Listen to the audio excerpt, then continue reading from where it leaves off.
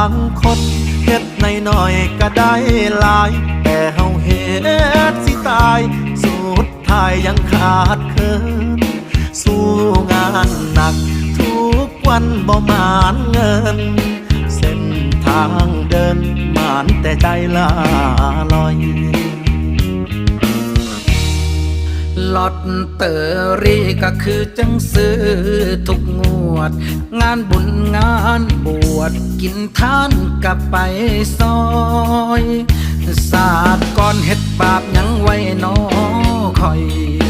วาสนาคือจังมาขี้หายแท้ให้คิดสาว่าเจ้านายเฮาคือกรรมเก่าให้คิดสาว่ามาใส่หนี้เขาศาสตร์นี้ท่องคำว่าทนในทุกนาทีเอามาเป็นยากันความแพ้สู้เข้าไปถ้าเฮายัง